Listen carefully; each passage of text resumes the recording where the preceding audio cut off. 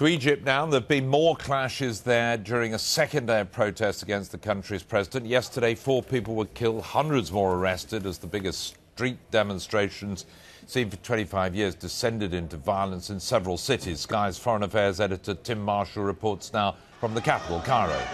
This time the police started with their helmets on and batons out. It sent a message to those who dared defy the now total ban on protests. We will enforce the president's orders.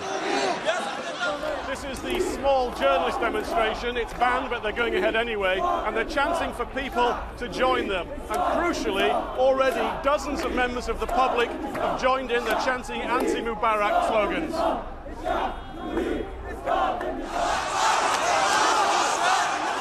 Dozens quickly became hundreds, and the temperature quickly rose.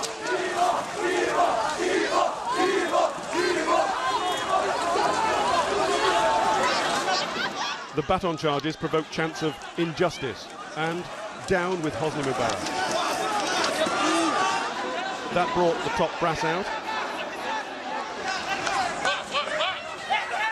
and it brought the much hated and much feared plainclothes police through the lines.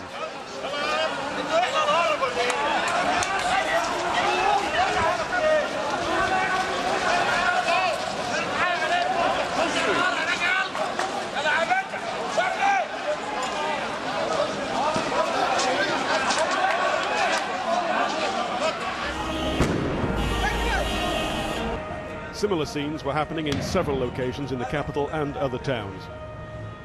But the main square, scene of Tuesday night's mass protest, was quiet. The metro station closed, thousands of riot police deployed to try and ensure people couldn't reach government buildings. They did try, but roads were blocked. However, hundreds have become thousands.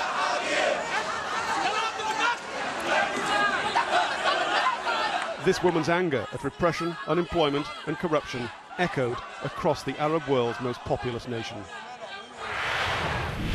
Well, Tim is in Cairo for us tonight. Evening, Tim. I'd be interested to hear your views on what the outside world might be making of Egypt. Their standing could hardly be climbing tonight as this continues. And are the protests showing any signs of running out of steam yet?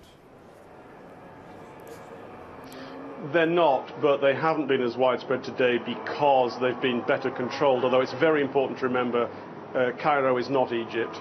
There is very, very large violent demonstrations in Suez, we believe, and also in Alexandria.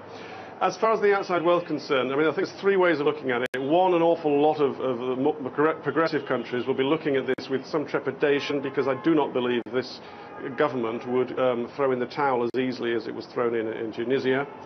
I think there's a second tier of countries in the Arab world which are looking at this with even more trepidation. Syria, for example, the Syrian regime will be really, really concerned. We hear reports that they're already starting to clamp down on the social networking, Twitter, Facebook, etc., which has also happened here. And finally, Israel and America, who regard Egypt as a bulwark of stability in the region. That stability looks a bit shaky.